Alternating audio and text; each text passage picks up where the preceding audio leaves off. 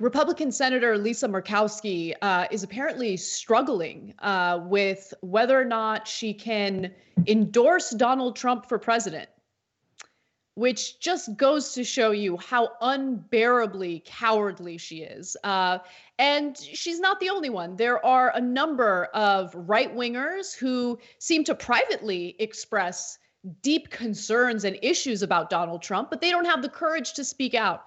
So in a recent interview, Senator Murkowski from Alaska said the following: "When I saw General Mattis's comments yesterday, I felt like perhaps we are getting to a point where we can be more honest with the concerns that we might hold internally and have the courage of our own convictions to speak up."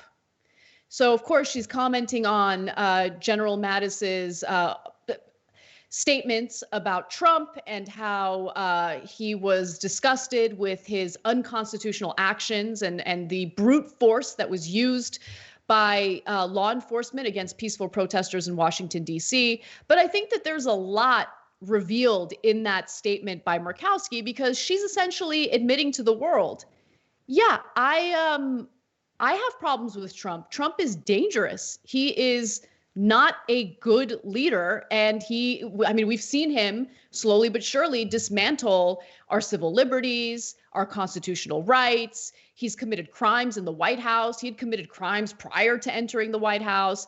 But I can't really say anything because I'm afraid. I'm afraid of his base. I'm afraid of losing my political career if I speak out. So she was hoping that maybe Mattis would, open that door a little bit.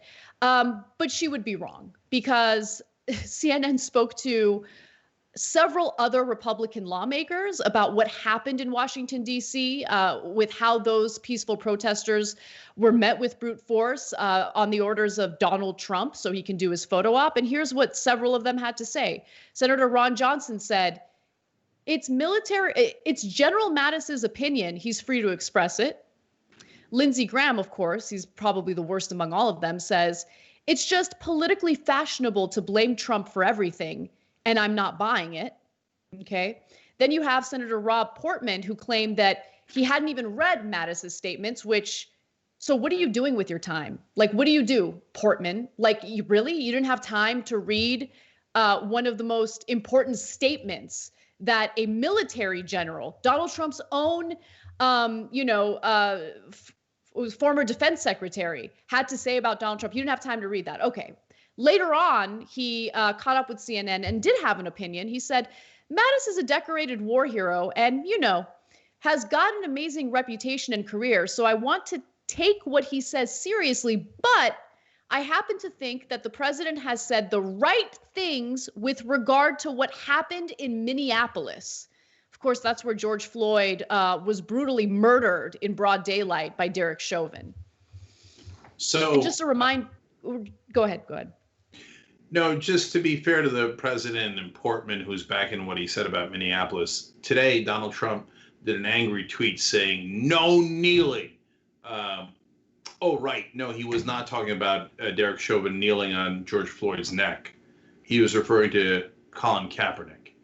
He showed more passion and rage and anger towards Colin Kaepernick taking a knee to protest police abuse than the police abuse itself, where they actually killed George Floyd. And Rob Portman thinks, nailed it, he said the right things about Minneapolis. In other words, he said the right things to agitate racists who vote for Republicans.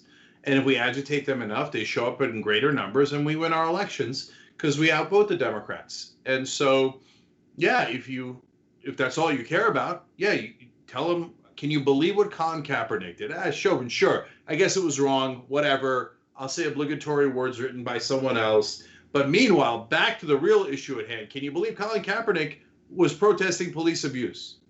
He did a rage tweet about it today, Trump. Okay, back to Murkowski. Well, I appreciate her being accidentally honest. She said it. She said, if we were being honest. Well, I know you were not being honest, and you're still not honest today. And she said, then we would have the courage of our own convictions. So apparently you don't have the courage of your own convictions. Instead, You let Donald Trump usurp your morality and replace yours with his. Yours is already near the bottom of the barrel, but his is at the absolute bottom, wherever the hell that is. So thank you, Lisa Murkowski, for clarifying what scum all of you are. But I'm actually less outraged by it these days than I used to be, because I've kind of turned a corner on this stuff. Like, I used to get so mad at the mainstream media for not covering the news until I realized it's not really their job. Their job is to make sure that you're all compliant and complacent and go back to your couch and keep shopping, okay? And I used to get mad at politicians because I thought their job was to represent us. They don't do that at all.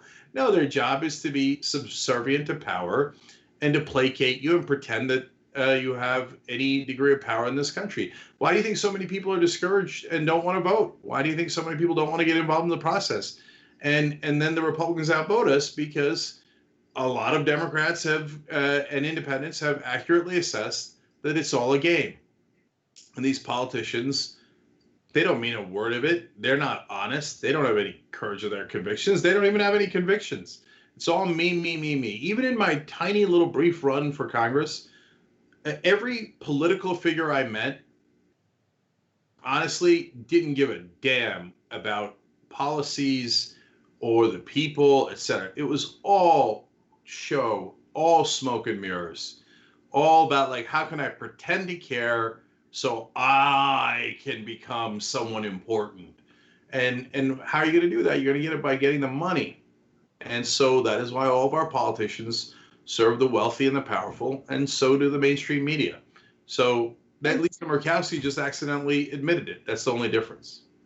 And just real quick, I want to remind everyone of what these Republican lawmakers thought of Donald Trump before he had any power, when he was just candidate Donald Trump, because they had no problem insulting him or criticizing him. Lindsey Graham said the following back in 2016: "I think he's a kook. I think he's crazy. I think he's unfit for office." Yeah. And now Lindsey Graham is on his knees licking Donald Trump's boots nonstop. He can't get enough. You know, like, look at his tongue. There's black shoe polish all over it. Donald Trump is a delusional narcissist, Rand Paul said back in 2016, and an orange-faced windbag. Oh, where's Rand Paul today? Same place as Lindsey Graham, kissing Donald Trump's ass because he doesn't want to lose his political career. He doesn't want to be bullied by Donald Trump on Twitter. Oh, he's so brave. He's so brave. And then finally, Ted Cruz, my personal favorite. And this was, what he thought about Donald Trump in 2016.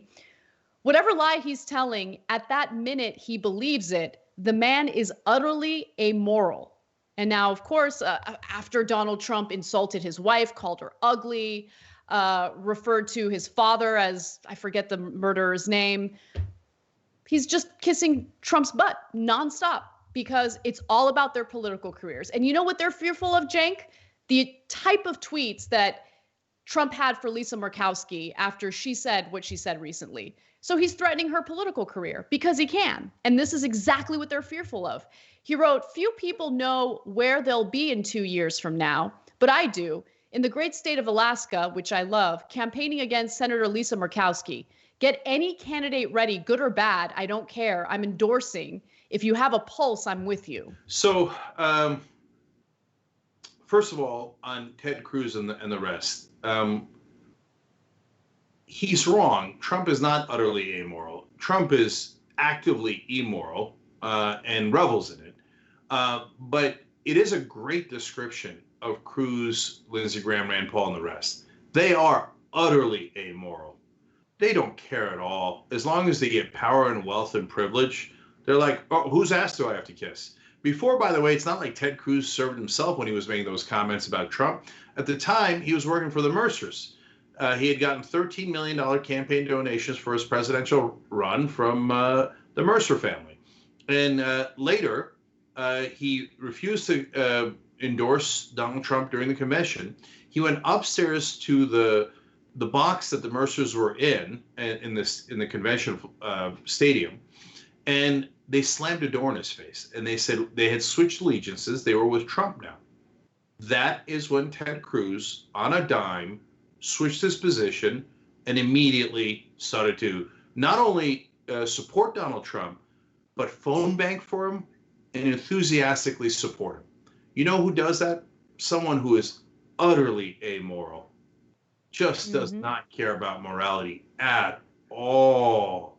He's like, oh, you call my wife ugly, call my dad a murderer, say all these things about me, and I know for a fact what a liar you are and what a terrible person you are. Oh, but my benefactors say I need to support you right away, sir. Absolutely, sir. These Republican senators are the most craven people I've ever seen, and I really do feel sorry for them. They're really, I don't care what kind of power or money they have. They're pathetic. They're the most pathetic people I've ever seen. You should feel great about yourself because at least you're not as low as a Republican senator. Thanks for watching the Young Turks. Really appreciate it. Another way to show support is through YouTube memberships. You'll get to interact with us more. There's live chat emojis, badges. You've got emojis of me, Anna, John, JR. So those are super fun. But you also get playback of our exclusive member-only shows and specials right after they air. So all of that, all you gotta do is click that join button right underneath the video. Thank you.